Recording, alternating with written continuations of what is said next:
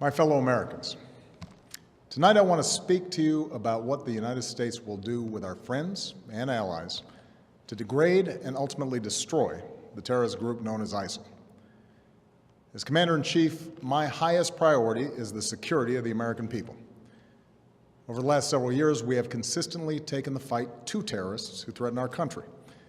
We took out Osama bin Laden and much of al-Qaeda's leadership in Afghanistan and Pakistan.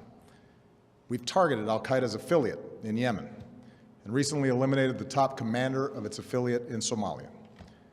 We've done so while bringing more than 140,000 American troops home from Iraq and drawing down our forces in Afghanistan, where our combat mission will end later this year. Thanks to our military and counterterrorism professionals, America is safer. Still, we continue to face a terrorist threat. We can't erase every trace of evil from the world, and small groups of killers have the capacity to do great harm. That was the case before 9/11, and that remains true today. And that's why we must remain vigilant as threats emerge. At this moment, the greatest threats come from the Middle East and North Africa, where radical groups exploit grievances for their own gain. And one of those groups is ISIL, which calls itself the Islamic State. Now let's make two things clear. ISIL is not Islamic. No religion condones the killing of innocents, and the vast majority of ISIL's victims have been Muslim. And ISIL is certainly not a state.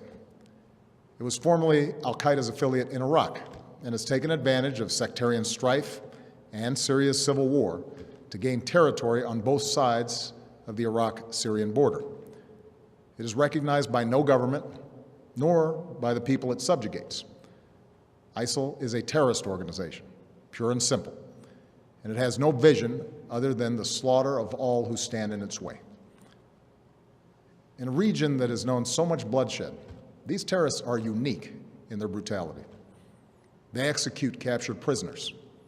They kill children. They enslave, rape, and force women into marriage. They threatened a religious minority with genocide. And in acts of barbarism, they took the lives of two American journalists, Jim Foley and Steven Sotloff. So ISIL poses a threat to the people of Iraq and Syria and the broader Middle East, including American citizens, personnel, and facilities. If left unchecked, these terrorists could pose a growing threat beyond that region, including to the United States. While we have not yet detected specific plotting against our homeland, ISIL leaders have threatened America and our allies. Our intelligence community believes that thousands of foreigners, including Europeans and some Americans, have joined them in Syria and Iraq.